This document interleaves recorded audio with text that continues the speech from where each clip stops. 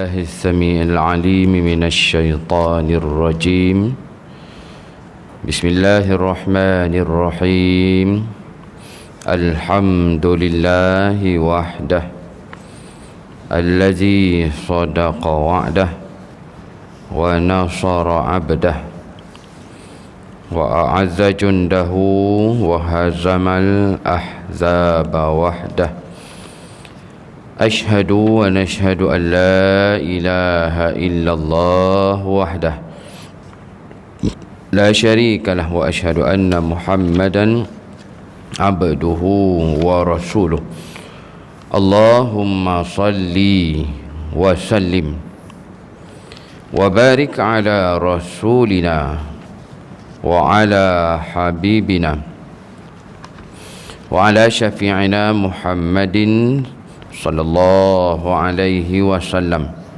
خاتم الأنبياء والمرسلين وعلى آله وأصحابه أجمعين سبحانك لا علم لنا إلا ما علمتنا إنك أنت العليم الحكيم ولا حول ولا قوة إلا بالله العلي العظيم السلام عليكم ورحمة الله وبركاته. Alhamdulillah, tuan-tuan muslimin, sidang jemaah, juga sidang penonton yang mengikuti kuliah kita secara online. Mudah-mudahan sentiasa di bawah naungan penjagaan dan perlindungan daripada Allah Subhanahu wa taala, insya-Allah. Marilah sama-sama kita mulakan majlis ilmu dan perhimpunan yang penuh barakah pada malam ini dengan dipanjatkan setinggi puji-pujian dan setinggi kesyukuran kehadrat Allah Subhanahu wa taala atas kurniaan rezeki, segala nikmat dan pinjaman-pinjaman daripada Allah Subhanahu wa taala kepada kita. Termasuklah tuan-tuan sekalian, apa yang Allah SWT berikan kekuatan, kemahuan, kesedaran dan keinginan yang tinggi kepada kita untuk terus istiqamah hadir memakmurkan rumah-rumah Allah Subhanahu wa taala. Dan dia tidaklah perkara yang kecil, kerana hakikatnya tuan-tuan, Allah bahkan meletakkan mereka yang memakmurkan rumah Allah ini pada darjat yang tinggi. Ia boleh dilihat dalam firman Allah dalam surah Taubah juzuk yang ke-10 ayat yang ke-18. Itulah kata Allah, ba'da a'udzubillahi minasyaitanir rajim, bismillahirrahmanirrahim, innama ya'muru masajidallahi man amana billahi wal yaumil akhir wa aqama shalah wa ataz zakah walam yakhsha illallah. Sadaqallahul azim. Inilah apa yang Allah tegaskan sebagai satu bentuk pujian dan sebagai satu bentuk penghargaan, bahawa hadir dan memakmurkan rumah Allah itu tidaklah perkara yang remeh, perkara yang biasa ataupun kadang orang kata sekadar. Walaupun kadang kita tengok surau tempat kita biasa, masjid kita pergi masjid kampung, hakikatnya tuan-tuan, Allah menggelarnya sebagai masajid Allah. Kadang dalam sebahagian lafaz, sebahagian istilah disebut sebagai fi buyutin azinallah, ataupun buyutillah, rumah-rumah Allah, masjid-masjid Allah. Disebutkan dengan perumpamaan man amana billah wal yaumil akhir. Mereka adalah golongan orang-orang yang beriman kepada Allah Ta'ala, beriman pula kepada hari akhirat. Wa aqamah salah wa ataz zakah. Mereka ini manusia yang mendirikan salat, menunaikan zakat. Dan yang terakhir tuan-tuan, seumpama satu benchmark, satu tanda aras. Didoakan mudah-mudahan kita semua memperolehinya insya-Allah. Walam yakhsha illallah. Mereka yang sentiasa memakmurkan rumah Allah itu adalah mereka yang tidak ada sebarang takut gerunnya kecuali hanyalah kepada Allah Subhanahu wa taala. Daya perkara yang mahal. Kerana realiti tuan-tuan, dalam kehidupan kita di dunia ini macam-macam ketakutan kita. Tak kata takut benda-benda yang gaib, melibatkan ekonomi, takut melibatkan kuasa, takut melibatkan bahaya dan seumpamanya. Maka inilah harapan daripada janji Allah Subhanahu wa taala ini. Mudah-mudahan tuan-tuan sekalian, kemahuan, kesedaran dan hingga akhirnya dapat kita bertemu malam ini benar-benar melayakkan kita tergolong dari kalangan mereka yang disebutkan Allah dalam surat Taubah ayat yang ke-18. Alhamdulillah muslimin muslimat rahimakumullah. Seperti yang diwar-warkan, seperti yang dijadualkan, kita bertemu pada malam ini. Pertemuan yang dikira istimewa juga sebenarnya. Maka mukaddimah tuan-tuan sangat elok untuk kita sebutkan sebagai ingatan seperti lalu, bahawa bulan yang kita berada ini juga bukanlah bulan yang biasa-biasa. Walaupun secara suasana yang tak nampak apa-apa. Nak banding Zulkaidah dengan Ramadan dengan jauh sangat. Tak nampak apa lah kan. Kalau compare dengan Ramadan, orangnya ramai, parkingnya penuh, tak cukup di dalam, pasang kemah di luar. Itu di sana sini, begitulah kalau meraihkan Ramadan. Dalam masa yang sama tuan-tuan, Zulkaidah ni pula tidaklah seperti itu dia punya auranya. Tak nampak kita ya, macam malam ni lah kan. Yang itu-itu jugalah yang hadir pun, ataupun kita-kita lah yang datang. Tapi dalam masa yang sama, mudah-mudahan diwar-warkan, mudah-mudahan tuan-tuan ditularkan, disebutkan, di-forward, dipanjangkan kepada keluarga kita, bahawa bulan Zulkaidah ini satu daripada 4 bulan-bulan yang suci, bulan-bulan yang mulia. Yang hakikatnya tuan-tuan, kita tak rasa apa pun, kemuliaannya tidak terjejas. Nah, ini macam benda agama yang lain tuan-tuan. Kalau ada yang tak minat nak mengaji pun, Al-Quran tak kisah ya, Al-Quran tak jadi apa, kita lah yang rugi. Kalau ada yang tak minat ke rumah Allah sekalipun, tak minat beramal soleh dan seumpamanya, Allah tak rugi apa. Hatta yang tak sembahyang itu satu dunia sekalipun, kemuliaan Islam dan kemuliaan Allah Ta'ala itu tak berlaku ya, tetap tertinggi. Maka Zulkaidah ni tuan-tuan, kita dah separuh pun berada pada bulannya. Mudah-mudahan dapat kita naikkan suasananya, wujudkanlah auranya.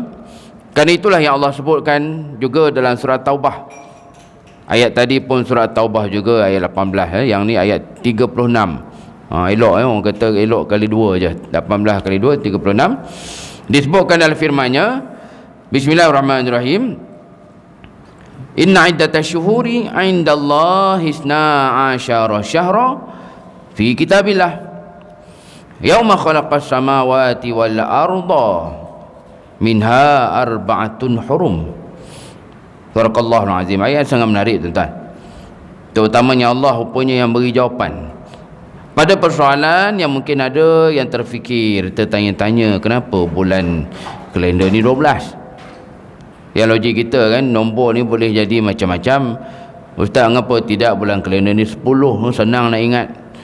Ataupun kau paling-paling pun 15 lah kan, bagi genap terus 15. Ini 12. Nak kata tertengah pun tidak nak kata senang ingat pun tak juga. Kau kata 10 ke 15 tu ialah. Maka penjelasannya ada di ayat ini. Ia disebutkan Allah Ta'ala, selain daripada 4 bulan suci, Allah menyebutkan di permulaannya, inna iddatash syuhuri 'indallah 12 syahra. Sesungguhnya bilangan bulan-bulan, iaitu yang dimaksudkan sini adalah bulan-bulan kalender. Perkataan ni tuan-tuan juga membuktikan betapa kayanya bahasa Arab. Dia beza dengan bahasa kita. Bahasa kita kalau bulan ni kita borong semua. Bulan kalender pun bulan, bulan di langit pun bulan, waktu dia mengambang pun bulan, waktu dia sabit pun bulan.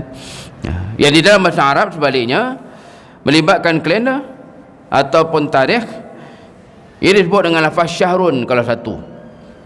Ini kita dengar bulan Ramadan itu berkali-kali pasti tuan-tuan selalu dengar ayat 185 surah Al-Baqarah, syahru Ramadan. Sebab apa syahru? Satulah.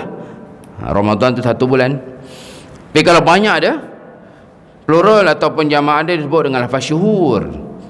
Maka inilah kata Allah, inna iddatash syuhur, sesungguhnya bilangan bulan-bulan kalender, bulan-bulan tarikh. Satu fakta yang menarik tuan-tuan, rupanya dari dulu lagi, yang tak dapat nak disebutkan bilakah bermulanya dia. Kata Allah Ta'ala, indallah, di sisi Allah Ta'ala bilangannya isna asyara syahra, bilangannya 12.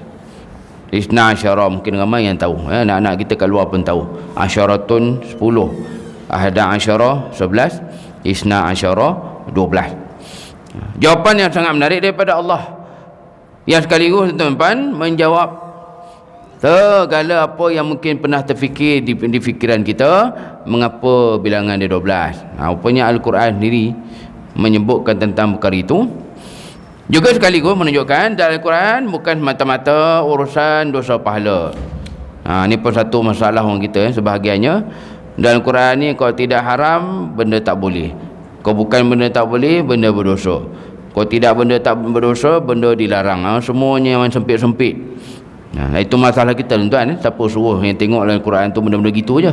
Sedangkan perkara yang dibahaskan dalam Al-Quran terlalu luas, termasuk kalender, berapa bulan dan berapa bilangannya.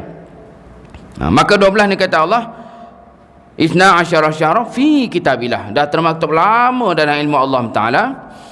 Yang tak tahulah juga tuan-tuan, berapa lama, bilakah dia mula wujud seperti itu, turutan dia punya nombor, dia punya nama-nama, aturan. Bukti yang mudah kita nak faham, kan? Contohnya kita lihat apa yang melibatkan kelahiran Nabi SAW. Tajuk kita malam ni, mengenali Nabi SAW. Salah satu benda yang penting adalah kelahirannya, bila. Kita mungkin bahasa ke tidak, kan? Jawapan kepada soalan ini adalah Nabi lahir tanggalnya. Okey, jawab tanggal, bolehlah jawab 12. Ini pendapat yang masyhur, tuan. Kalau baca dalam kitab-kitab surah yang besar, ramai ulama mengatakan Nabi lahir pada tanggal 9. Tapi yang masyhur ni 12 lah. Bolehnya apa? Rabiul Awal. Ini senang jawapan ni, kan? Memang orang kata menyesal tanya ni, senang sangat. Masalah tuan-tuan kalau tahun, bilakah tahunnya? Kalau soalannya tahun itu tahun berapa, memang masalah besar. Sebab apa? Sebab perkiraan tahun di zaman Nabi SAW waktu baginda lahir belum ada. Maknanya bulan kalender tu dia berpusing gitu je lah. Habis satu round pusing balik.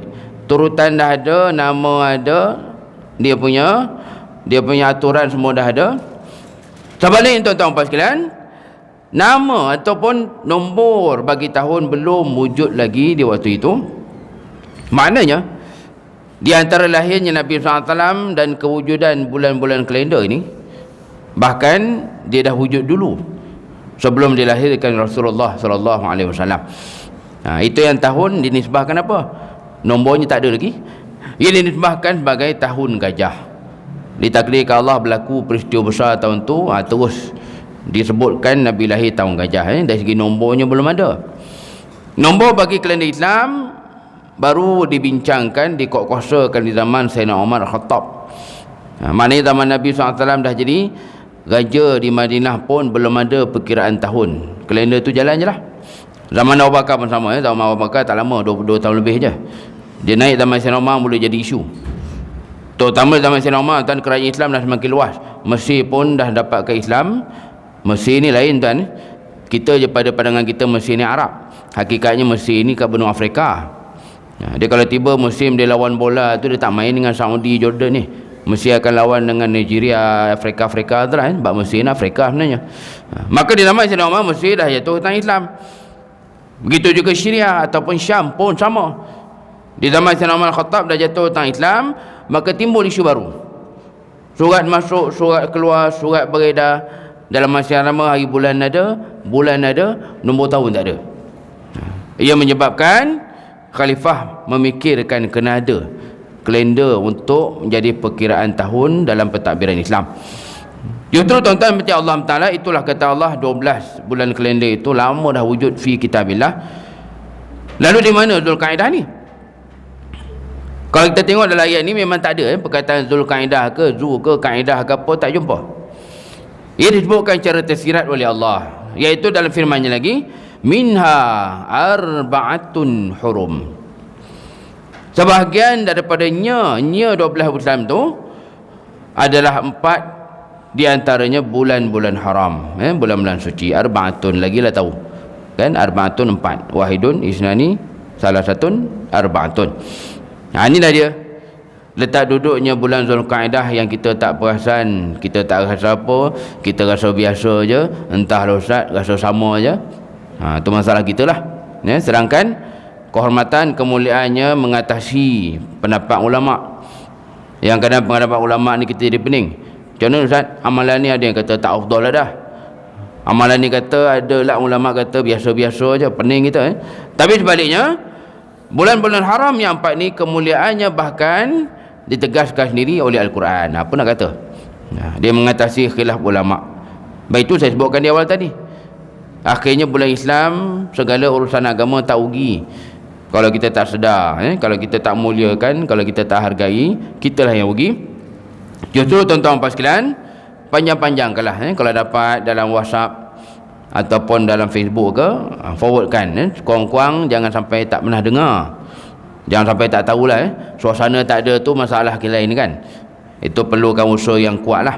Tapi kurang-kurang jangan sampai tak pernah dengar ada 4 bulan suci, tak pernah tahu 4 bulan suci itu salah satunya Zulqa'dah.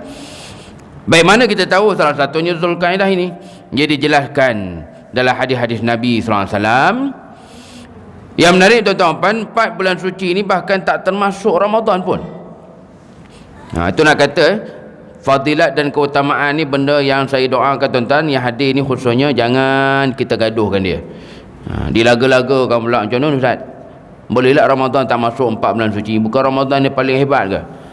Bukan Ramadan terpaling power ke Ustaz? Tak boleh pula tak masuk dah senarai. Dia bukan isu tak masuk dan isunya Allah beri peluang besar kepada kita. Tak sempat nak banyak-banyak bulan Ramadan, ni ada lagi Zulqa'dah pula. Kau kata Ramadan itu ada yang sakit, ada yang uzur, ada yang tak sihat, okey, boleh sungguh-sungguh pula dalam 4 bulan-bulan suci ni. Maka baik fadilat keutamaan sifat kita bukan dilagakan. Apa sajalah tuan-tuan, sifat kita adalah galakkan sebanyak mungkin untuk orang buat. Ini cara orang beriman dalam berhadapan dengan benda-benda fadilat, benda keutamaan. Jangan digaduh-gaduhkan. Yang lagi sedihnya kalau sampai dipandang hina pula yang tak buat, dipandang lekeh pula kan, dipandang kecil pula benda-benda sunat yang tak dibuat oleh orang lain, yang kita tak tahu apa masalah dia. Mungkin benda tu dia tak buat depan orang je, belakang orang dia buat. Baik tuan-tuan muslimin mesti Allah SWT, Nabi membahagikan 4 bulan suci ini kepada 2 pula. Disebutkan dalam sabda Nabi SAW, salah satun mutawaliyatun, 3 daripadanya adalah bulan yang berturut-turut. Mutawaliyat ni yang bersambung-sambung. Dan apa yang menariknya lagi, 3 berturut ni start bulan ni Zulqa'dah. Bahasa Arab sebut Qa'dah, kita je kata kaedah. Sebenarnya tak ada kaitan, bukan terjemahan dia kaedah sebenarnya. Qa'dah tu lain sangat. Qa'dah tu bukan kaedah. Kemudian yang kedua Zulhijjah. Habis kan, kalau ekologinya dah habis tahun dah Ustaz. Zulqa'dah, Zulhijjah bukan bulan 12 ke? Dia rupanya 3 tu maksudnya patah balik. Wal Muharram. Zulqa'dah wa Zulhijjah wal Muharram, inilah dia salah satun mutawaliyatun, 3 yang berturut-turut. Yang di waktu itu Nabi menyebutkannya belum ada lah perkiraan kalender tahun hijrah ni, tak berlaku lagi, belum mula lagi. Dan apa yang terakhir? Yang terakhir tuan-tuan, baru juga kita menghadapinya beberapa bulan yang lalu, iaitu Nabi sebut dalam sabdanya wa Rajabu Mudhar, dan Rajab yang digelarkan sebagai Mudhar. Mudhar ni nama kaum di zaman jahiliah dulu yang mereka muliakan sungguh bulan Rajab, sampai digandingkan dengan nama Rajab tu sendiri, Rajab Mudhar, asalnya nama satu kaum. Dan inilah tuan-tuan puan sekalian, kita dah berada dah pertengahan pun. Yang hebatnya lagi ada sebahagian tempat yang belum selesai lagi rayanya. Betul-betul lah tuan-tuan, tak ada malu Allah lah kita sekarang.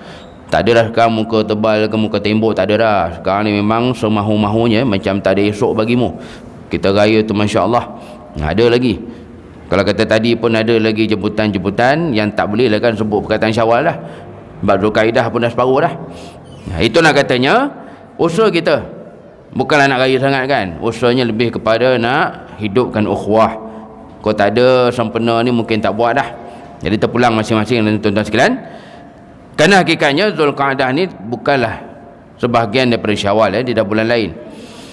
Justru tuan-tuan sekalian, satu perkara yang juga sangat menarik, Nama bulan ini walaupun tak ada perkataan haji ke, perkataan tawaf ke, perkataan sa'i ke, walaupun begitu, ia adalah bulan yang dinamakan sebenar bulan haji. Dan satu perkara yang bukan menjadi budaya kita, tuan-tuan, seperti orang Arab, orang Arab ni saya yakin tuan-tuan kalau jumpa di Putrajaya ke Cyberjaya kan, kita jumpa mana-mana satu benda yang kita faham dah. Arab ni apa? Dengan kasarnya, dengan ganasnya kan. Arab ni tak ikut peraturan, ikut dan dia je. Walaupun begitu, satu perkara yang baik bagusnya bangsa Arab ni sampai sekarang pun, mereka secara umumnya adalah bangsa yang memuliakan nama, identiti dan seumpamanya. Dan kalau nama tak melibatkan nama orang, dia akan panggil nama penuh. Baik itu orang Arab dia tidak panjang nama macam kita ni. Sebab tradisi dia kalau nama orang terutama dia akan panggil penuh.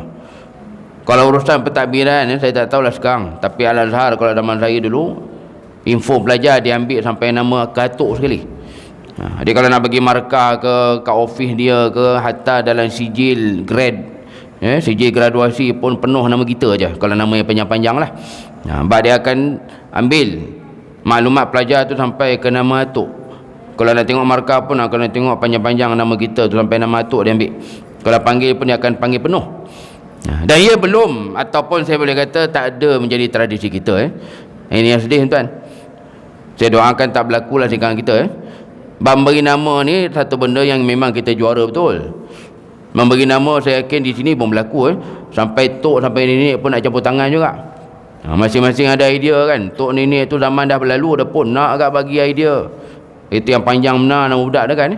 Yang lagi sedih tuan sekalian, nama tu dah lah panjang benar, dalam masyarakat tak tahu maksudnya apa pun. Yang lagi menjadikan ketika mana dah besar, dah dewasa, langsung tak panggil pun yang panjang-panjang tu kan, panggil gelaran je. Kadang bila sebut panggil pun tak panggil dengan panggilan yang sepatutnya, yang sebenar. Salah satu tuan, kalau ada yang berkaitan, saya minta maaf salah satunya istilah yang sangat rapat dengan orang berpuasa, yang digelarkan pintu syurga kepada orang berpuasa, yang malangnya bolehkah kita tak minat pun sebut sebutan yang sebenar, iaitu Rayyan. Rayyan ni sebenarnya kalau kita baca dalam hadis adalah pintu syurga yang akan dimasuki oleh mereka yang berpuasa. Rayyan tuan-tuan patut sebutan dia, bolehkah kita habis jahanam? Tuan-tuan bayang ni kan, apa sebutan saya tak nak sebut lah, kalau dia terasa pula tapi saya yakin siapa pun kita tak ada yang panggil anak tu, budak tu Rayyan terus jadi bunyi orang putih tu kan. Walaupun asalnya sebutan Arab tu Rayyan, terus budak tu muka Melayu kan, muka Jawa lagi pun, panggil tak ada bunyi Arab kan, panggil dia bunyi orang putih lah, langsung tak ada yang sebutnya Rayyan, terus bunyi orang putih. Ini dan sangat malang. Kita tidak ada kebiasaan seperti orang Arab yang menghormati nama, identiti dan sebagainya. Dan mereka menjaga betul hatta yang bukan manusia pun. Inilah tuan-tuan, kalau panjang umur nanti kita sampai bab-bab yang akan datang. Tuan-tuan kalau ada kitab Syama'il ni boleh baca sini kat rumah. Bab baju besi Nabi SAW, bab pedang Nabi. Ia bahkan peralatan yang semua diberi nama oleh Nabi SAW. Baju besi tuan-tuan, kalau logik kita kan dia peralatan je pun. Kalau topi besi lagi kita nampak baik, saya yakin tuan-tuan di rumah ramai ada helmet kan. Helmet tuan-tuan di rumah saya yakin kalau ada 5, kalau ada 3 ke berapa ke, tak ada satu pun yang ada nama. Kalau pun nama pun heran orang dengar kan, ada nama macam kucing lah. Bukan masalah macam kucing, masalahnya itulah cara Nabi. Dan salah satu yang terkenal tuan, dulu pernah jadi nama presiden sebuah negara pun, kalau tak salah dia mati terbunuh. Yang asalnya itu nama pedang Nabi SAW, iaitu Zulfaqar. Zulfaqar ataupun Zulfiqar, asalnya itu adalah nama bagi pedang Rasulullah SAW. Justru tuan-tuan sekalian, kebiasaan inilah yang punya dah wujud dulu lagi, sehingga mereka menamakan bulan-bulan kalender ini dengan nama yang ada maksud, bukan main bubuh je, bukan main belasah je.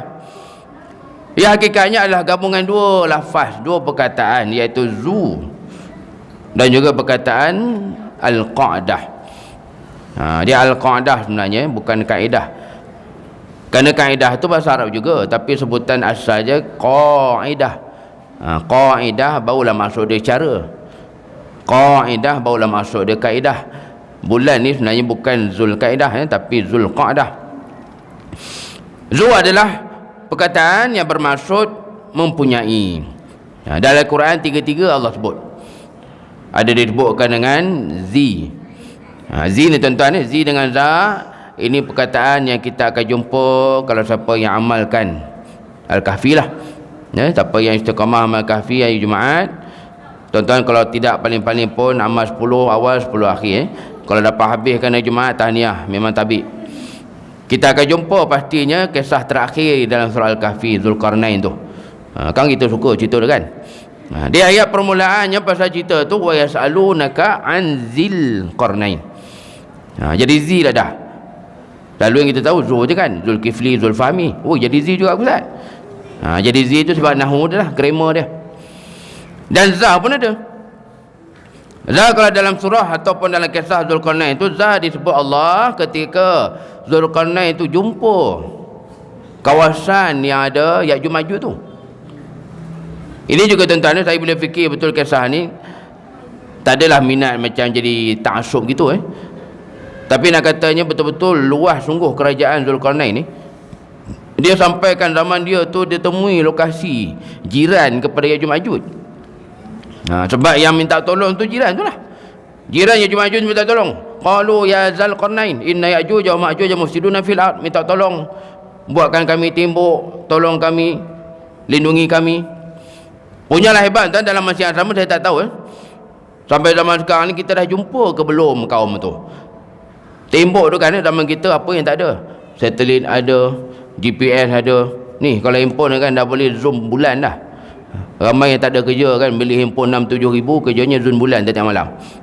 Tapi Timur Zulkarnain tak jumpa pun kan. Mana dia menjenuh orang berteori kan, konspirasi sana, konspirasi sini. Zulkarnain waktu tu zaman yang tak berapa tahun dulu pun tak tahu, dia pun dah jumpa. Dia tahu mana lokasinya, siap tolong lagi jiran kepada Ya'juj Ma'juj tersebut. Kita sekarang ni jenuh berteka aja kan, jenuh agak, jenuh konspirasi. Itulah katanya layaklah beliau digelar dengan panggilan Zulkarnain. Itu bukan nama dia. Itu asalnya gelaran daripada dua perkataan zu yang mempunyai, Al-Qarnain, dua tanduk. Dia bukan nama dia. Digelarkan begitu sebab kerajaan dia luas sangat. Sana sini kerajaan dia, timur barat kerajaan dia, maka digelarkan Zulkarnain. Dia kalau ada siapa-siapa yang namanya begitu, itu nama sempena tokoh lah Jangan terjemah lah. Kerana kalau terjemah dia jadi maksud orang yang ada dua tanduk. Tapi kita ambil nama tu sempena tokoh yang dipuji dalam Al-Quran. Justru tuan-tuan sekalian, bila kita faham dah zu ataupun zi ataupun za ni yang mempunyai, maka bulan depan ni insya-Allah kalau panjang umur, saya rasa kita faham dah kan. Kalau Zulhijjah tu apa? Zulhijjah tu maksudnya bulan yang ada di dalamnya kerja haji lah. Bulan yang ada di dalamnya manasik haji, ibadah haji, rukun haji, syarat haji. Itu dipanggil Zulhijjah. Justru bulan kita ni apa? Dia Qa'dah itu. Zul yang mempunyai. Sangat menarik tuan-tuan daripada asal perkataannya Qa'dah. Qa'dah dinamakan jadi nama khas, iaitu Qa'dah yang sebenarnya Qa'dah ni maksud dia duduk. Ni macam kita duduk lah, baik di atas, baik di bawah, baik menyandar, baik duduk bersila. Itulah asal dia. Qa'dah duduk, jadilah nama khas Qa'dah. Yang Qa'dah duduk ni lawan kepada berdiri lah kan. Berdiri bahasa Arab Qama. Qama berdiri. Saya pun tak tahu entah apa cerita Boleh kat kita Qama ni maksudnya tak ada harapan dah kan. Qama ni maksudnya dah nak mati dah. Padahal dalam bahasa Arab Qama ni bersedia kan. Qama ni berdiri dah, ready dah. Bahasa kita Qama ni maksudnya nak meninggal dah. Itu pun unik juga lah. Tak tahu macam mana boleh jadi Qama tu macam tu pula maksud dia. Asal Qama tu berdiri. Dan apa kisah di balik Zulqa'dah ini? Dan kenapa lah Ustaz? Bulan ni nama bulan yang ada di dalamnya berduduk-duduk pula Ataupun lebih sesuai kita sebut bulan yang ada dalamnya berehat-rehat. Duduk ni maksudnya duduk bersantai rehat lah. Rupanya bila dipatah balik bila dilihat ke belakang sejarah bangsa Arab zaman dulu-dulu, mereka selain daripada bangsa yang kuat, bermusafir.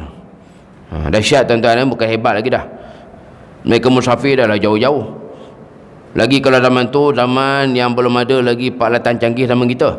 Kalau musafir ni maksudnya zaman tu bahkan signboard pun tak ada.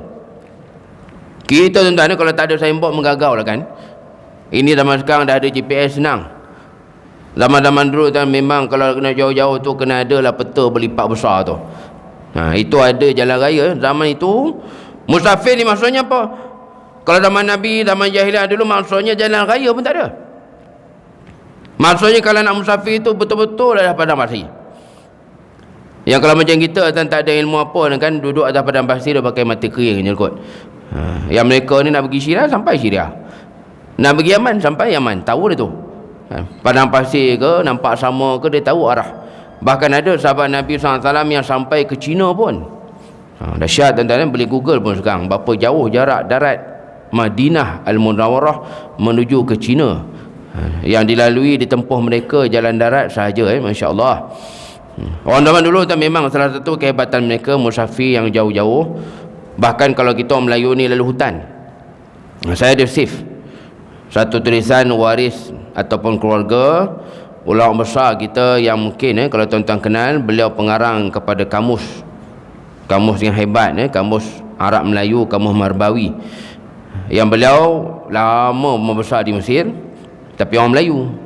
Dia gelarkan Marbawi sebab apa? Sebab beliau memang asalnya daripada Lubuk Merbau, Syekh Idris Al-Marbawi. Kalau siapa yang ada pengajian Islam, baik usuluddin ke syariah ke banking ke, saya yakin mesti pernah dengar lah Syekh Idris Al-Marbawi ni. Kerana beliau antara yang terawal membukukan kamus Arab Melayu tahun 20-an lagi ke tahun 30-an dulu. Dia beliau ni rupanya sempat berguru dengan Tok Kenali. Jadi saya save screenshot lah tulisan waris dia. Yang dahsyat tuan, bukan hebat lagi dah. Beliau rupanya bercerita kepada waris-warisnya dan dapat dibukukan tulisan, dijadikan tulisan. Dia berulang daripada, terutama daripada Kelantan tu. Yang daripada Perak dia tak cerita lah.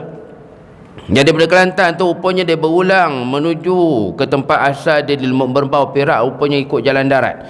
Dia cerita lah, dia lalu hutan belukar, merentah, entah tak tahulah macam mana banjaran dengan dia rentahnya, yang memang mengikut jalan darat. Zaman tu tahun 1920-an mana ada highway lagi.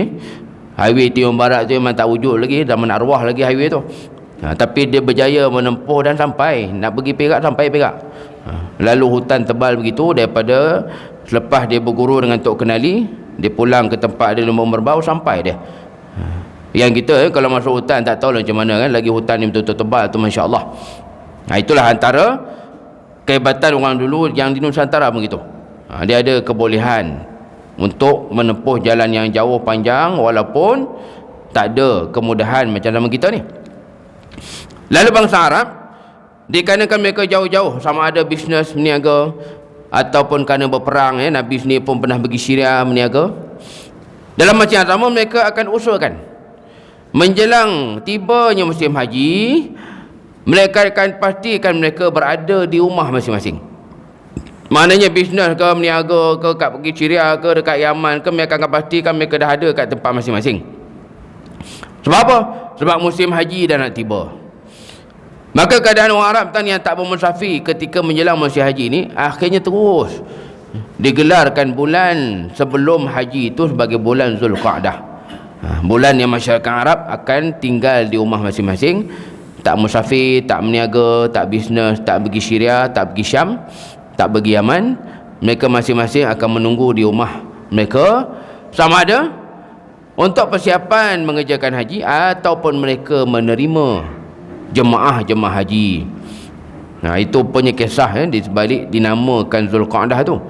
Bulan yang ada di dalamnya rehat dan duduk-duduk, berpunca daripada mereka nak memuliakan, meraihkan bulan haji, iaitu bulan Zulhijjah. Yang realiti tuan-tuan sekalian, memang kerja haji, ibadah haji itu zaman jahiliah pun berlaku. Ini salah faham yang saya harapkan tak berlaku di sinilah. Sebab saya pernah jumpa jemaah yang terperanjat bila kita kata ada kerja haji waktu zaman jahiliah. Macam mana tu Ustaz? Patung penuh keliling Kaabah apa ada haji ke? Ada tuan-tuan. Kerja haji itu kalau kita baca dalam sirah, memang dari dulu zaman jahiliah, zaman yang patung penuh kat Kaabah pun ada kerja haji tu. Cuma dikarenakan zaman tu jahiliah, Kerja haji yang berlaku itu dengan banyaknya penyelewengan. Tawaf lah tawaf, tapi tawaf dengan mengiringi patung. Dahsyat kan? Tuan-tuan kalau baca atau boleh Google pun sekarang, peristiwa pembukaan kota Mekah, lebih 300 berhala keliling Kaabah tu. 300 banyak tuan. Di tempat kita kan tuan-tuan, kalau pergi mana-mana rumah ibadah pun susah nak cari 300 tu. Nak cari yang besar-besar ada kan, satu besar berdiri, ada baring, ada mengiring, ada kan, adalah satu negeri Barat Timur. Tapi nak cari satu tempat 300 berhala tu susah juga tu. Yang dinamai itu hatta dalam Kaabah pun ada. Dan yang terpaling besarnya di luar Mekah. Yang terpaling besar sampai Nabi suruh Khalid Al-Walid pergi musnahkan. Kisahnya menarik tuan. Yang terpaling besar tu si ada penunggu lagi. Orang pertama bila Khalid patah balik ke Mekah, dilaporkan wahai Rasul, selesai dah, nak musnahkan dah patung terbesar tu. Bila Nabi tengok Khalid balik relax, tak ada apa-apa, Nabi berkata balik, wahai Khalid, tak selesai lagi, kau pergi balik.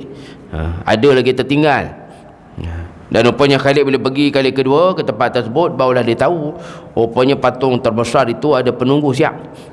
Menjelmalah wanita yang rupanya gelap, yang kemungkinan besarnya jin lah, yang rupanya bila datang kali kedua tu barulah berjelma dan berjaya dibunuh oleh Khalid Al-Walid. Dan ia diriwayatkan dalam hadis sahih, tuan-tuan boleh cari pun, kisah ni diriwayatkan dalam hadis. Kali kedua itulah barulah Khalid Al-Walid bertemu dan menjumpai penunggu kepada berhala terbesar tersebut yang menjelma dalam rupa wanita yang hitam rupanya. Itu kisah tuan-tuan sekalian. Maka di zaman jahiliah berlangsunglah kerja haji itu dalam keadaan banyak penyelewengannya, banyak yang diubah. Dan inilah apa yang akhirnya diperbetulkan setelah Nabi SAW dibangkitkan sebagai utusan Allah Subhanahu wa ta'ala. Tuan-tuan muslimin muslimat rahimakumullah, maka daripada apa yang kita kongsikan ini, mudah-mudahan dapat kita ambil sebagai iktibar. Kita tidaklah berada pada bulan yang biasa. Termasuklah nanti insya-Allah kalau panjang umur kita tak buat haji pun. Alah Ustaz, saya duduk kat sini Ustaz, tak rasa besar pun. Kalau buat haji tu rasa lagahnya kan, duk ada kat tanah suci, orangnya ramai, semuanya putih, rasa lah orangnya. Ini takat duduk sini tak rasa apa. Itu masalah kita lah tuan-tuan. Kita lah wujudkan apa yang digelarkan sebagai syiar. Syiar ni maksudnya simbol-simbol agama tu, kita lah yang wujudkan, kita lah yang menzahirkan suasananya. Kenapa? Kerana hakikatnya perkara-perkara agama, perkara syariat tetap kemuliaannya berlaku. Kita tak rasa ke, kita tak perasan ke, akhirnya kita lah yang rugi dalam keadaan segala keutamaan itu adalah benda-benda yang mendatangkan pahala di sisi Allah Subhanahu wa ta'ala. Tuan-tuan muslimin mesti Allah Subhanahu wa ta'ala. Lalu daripada apa yang kita bincangkan ini, sikit kita akan lanjutkan. Selain daripada kita mengenali Nabi dalam perbincangan tadi berkaitan dengan sirah, apa yang berlaku bagi bulan haji. Dia sebenarnya musim haji, atau apa dia panggil bulan-bulan haji itu bukan start bulan ni pun. Tuan-tuan kalau baca dalam kitab-kitab fiqh pun, sebenarnya bulan-bulan haji, musim haji itu dah start bulan Syawal lagi. Yang kita duk raya bagi anak rak tu, sebenarnya dalam fiqh dah dikira permulaan musim haji, bukan start bulan ni. Syawal lagi dah bermulanya musim haji. Jadi bila kita berada bulan ni lagi dekat lah. Yang jemaah kita pun ramai dah berangkat. Mungkin orang sini pun ada, dah terbang dah, terutama rombongan-rombongan awal dah berada di tanah suci. Walaupun kalau ikut haji itu masih lambat lagi. Baik tuan-tuan muslimin mesti Allah Subhanahu wa ta'ala, daripada hadis yang kita sambung sikit di sini, apa yang diriwayatkan daripada sahabat Nabi sallallahu alaihi wasallam, iaitu Sayyidina Abu Sa'id Al-Khudri, melibatkan perbincangan kita. Kita lanjutkan sikit, iaitu apa yang digelarkan sebagai khatamun nubuwah. Khatam yang bukan semata-mata maksud dia habis. Yang selalu sinonim bagi kita kan, khatam ni apa, habislah. Khatam ni apa, selesai lah kan, tutup habis, simpan. Yang kita selalu raikannya pada bulan Ramadan, dikaitkan dengan Al-Quran, khatam Al-Quran. Sedangkan satu lagi maksud khatam itu juga adalah ia diartikan sebagai cop ataupun seal. Dia bukan cop biasa ni, seal yang maksudnya tutup habis. Ini perkataan yang saya yakin tuan-tuan puan selalu kita baca, terutamanya dia di awal surah Al-Baqarah pun, iaitu firman Allah dalam surah Al-Baqarah, khatamallahu ala qulubihim wa ala sam'ihim wa ala absarihim ghishawah. Itu Al-Baqarah tu muka surat kedua tu. Maka di situ khatamnya bukanlah masuk habis. Khatamallahu ala qulubihim, Allah cap, Allah seal mati hati-hati mereka. Wa ala sam'ihim wa ala absarihim, bahkan dengan pendengarannya, dengan pandangannya habis dicop belaka oleh Allah. Ayat ni ngeri tuan-tuan. Ini perumpamaan daripada Allah. Tak mustahil ada manusia yang dia tengok, dia dengar pasal agama semua tak betul. Jadi tuan-tuan jangan pelik kan, jangan heran kalau ada orang macam tu. So segala benda agama pada dia semua tak okey, ada je tak betul, ada je tak kena, ada je komplain. Kuat benar komplain je kan. Benda agama je komplain, benda agama tak betul, benda agama ada yang tak kena. Ini istilah yang sebenarnya Allah dah lama sebut dalam Quran. Kita perasan ke tidak aja, ada manusia-manusia yang dah dicop mati, dah disil oleh Allah. Bukan hati je, bahkan dia punya pendengaran, dia punya penglihatan pun habis dicop oleh Allah SWT, sehingga menjadikan dia tak nampak apa-apa yang baik daripada perkara agama dan urusan syariat. Masya Allah tuan, benda inilah yang kita bimbang. Mudah-mudahan tak berlaku kepada diri kita, keluarga kita. Kenapa? Kerana agama ni yang menyelamatkan kita. Kita jangan ingat tuan, kita hidup di dunia ni lama sangat. Lagi-lagi menjak COVID ni sangat banyak dah kita jumpa kematian mengejut. Meninggal tak ada tanda, mak ayah elok sihat lagi, anak jalan dulu. Dah tak pelik zaman sekarang ni. Yang dulu mungkin sebab kematian tu kerana kemalangan je kan, style mengejut-mengejut. Sekarang tak ada dah. Sekarang kerana sakit pun dah banyak dah. Maka janganlah kita rasa kita steady lagi, kita sihat lagi, rasanya lama lagi, tak ada jaminan pun. Memang betul-betul zaman kita ni, kita berimanlah dengan apa yang disebut oleh ulama. Betul-betul mati itu adalah rahsia Allah SWT. Tak ada tanda dah. Kalau dulu-dulu tuan ingat lagi, macam arwah nenek saya ada tanda juga. Sempat kan masuk hospital. Kan biasa kalau dulu kita kalau tak masuk hospital pun dia akan terbaring dulu. Ini benda yang biasalah kalau dulu kan. Sempatlah nak itu ke nak ini ke, nak meeting ke, nak mesyuarat ke, datang minta ampun, minta maaf. Ni sekarang tak ada dah. Sekarang ni betul-betul kematian tu kita nampak sungguh. Ia adalah apa yang dijanjikan Allah Subhanahu wa taala. Justru tuan-tuan sekalian, khatam dengan maksud cop ni lah apa yang diriwayatkan oleh Sayyidina Abu Sa'id Al-Khudri. Bagaimana beliau bercerita tentang cop kenabian yang ada di tubuh dan jasad Nabi SAW yang mulia. Yang melibatkan perkara ini seperti kita sebutkan, jangan dibayangkan seperti cop pejabat ataupun cop surat menyurat itulah. Ia hakikatnya adalah seumpama tanda lahir di badan kita. Tanda lahir di badan ni maksudnya benda yang boleh nampak di badan. Tuan-tuan pasti yakin ramai yang ada tanda lahir. Cuma kita ni kadang ada yang bentuk macam parut kan, ada yang hitam, ada yang letak lalat, kadang ada yang ada garis terlebih. Itulah contoh tanda lahir kan. Orang kata lahir-lahir dah ada dah, ada terlebih sikit daging. Ada saya pernah jumpa bahkan macam ada jari terlebih pun, macam ada 6. Itu biasa tuan kalau kita ni. Dalam masa yang sama, yang berlaku kata Nabi SAW tidak dipanggil sebagai daging lebih, tapi digelarkan sebagai khatamun nubuwah. Dijelaskan oleh Sayyidina Abu Sa'id bahawa ia adalah daging yang timbul, terletaknya betul-betul di atas belakang badan Nabi SAW, di tengah-tengahnya. Ataupun dalam hadis yang lain kita dah bincang itu, di antara dua bahunya. Jadi tuan-tuan bayang ni kan, bahu kita ni bawah sikit, tengah-tengah tu lah. Tak apa nama kan, belikat ke apa tak tahulah kan? Tapi betul-betul bukanlah tengah-tengah kat tengah bawah ni, tapi tengah-tengah di bahagian atas. Dalam hadis lain sebut di antara dua bahu Rasulullah sallallahu alaihi wasallam. Dan ia digelarkan sebagai cop kenabian, bukannya tanda lahir. Kenapa gitu? Kalau ikut macam sama lah kan, lahir-lahir dah ada. Ustaz, saya pun ada lah macam tu, lahir-lahir dah ada lah. Tak sama tuan-tuan. Ini pun kita jelaskan tempoh hari dalam awal mukadimah bab ini, disyarahkan oleh para ulama. Ia digelarkan khatamun nubuwah. Kenapa? Kerana ia adalah timbul dan wujud secara lahir macam orang biasa kita ni, daging lebih, ada macam parut, ada macam hitam.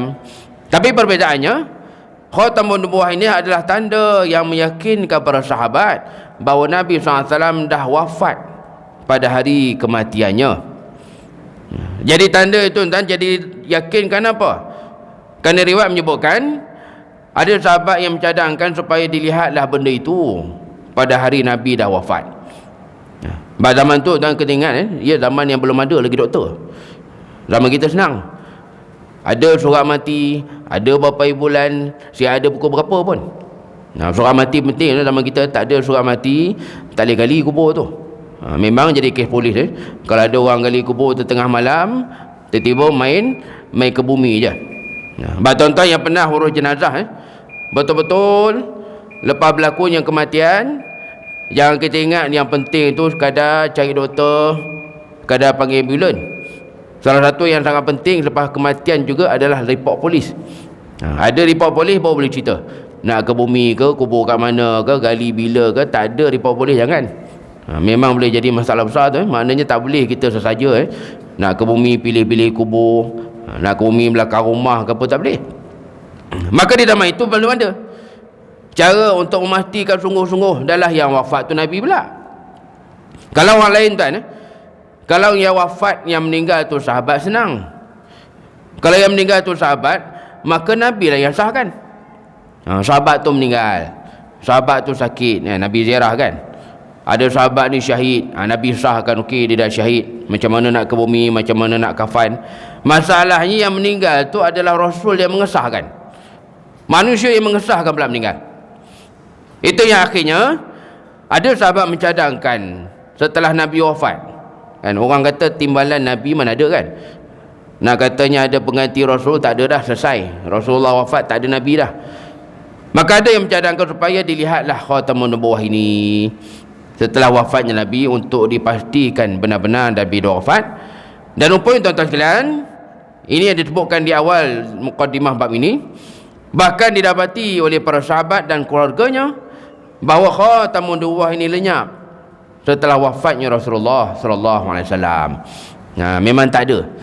Sahabat pesan kepada keluarga Nabi, tengokkan belakang Nabi itu ada lagi ke tidak. Memang rupanya bila dilihat tak ada dah, lenyap dan hilang cap kenabian itu setelah Nabi wafat. Jadi makanya sahabat pun lebih yakinlah yang mana Nabi SAW tu sudah meninggal dunia, dah wafat. Sebab zaman tu tak ada lagi doktor, surat mati, ambulan, tak ada. Nak disahkan tu payah tu. Maka itulah caranya. Setelah lenyapnya khatamun nubuwah, barulah mula diuruskan jenazah Nabi SAW yang mulia. Itu beza dengan kita. Kita dan saya pun sama. Kau kata berlaku apa-apa pun, memang tanda lahir tu dia ada di situ je kan. Jangan perasan pula nak cek lah, nak tengok lah, hilang lah apa, memang tak ada, dia ada situ. Tanda lahir tu dia ada je situ, jangan risau. Kita sakit ke apa ke, memang dia takkan ke mana-mana. Itu yang membezakan apa yang di tubuh badan kita ini dibandingkan dengan apa yang ada di jasad Nabi SAW yang mulia. Muslimin, muslimat, tuan-tuan puan sekalian, itulah apa yang dapat sama-sama kita kongsikan pada malam ini. Dimulakan tadi sempena dengan bulan Zulqa'dah kita ini. Mudah-mudahan dapat kita sedar dan paling-paling jangan tak tahulah Zulqa'dah ni bulan yang besar. Dan kita lanjutkan juga tadi dalam hadis seterusnya berkaitan dengan khatamun nubuwah, cap kenabian yang menegaskan tentang kerasulan baginda sallallahu alaihi wasallam. Wallahu a'lam. Aqulu qawli hadza wa astaghfirullahal azim li wa lakum. Wassalamualaikum warahmatullahi wabarakatuh. A'udzubillahi minasyaitonir rajim. Bismillahirrahmanirrahim. Alhamdulillah, salatan wa salaman ala rasulillah. Allahumma ja'alna minal ladzina yastami'una al-qawla fayattabi'una ahsanahu. Sallallahu ala sayyidina Muhammad walhamdulillahi rabbil alamin.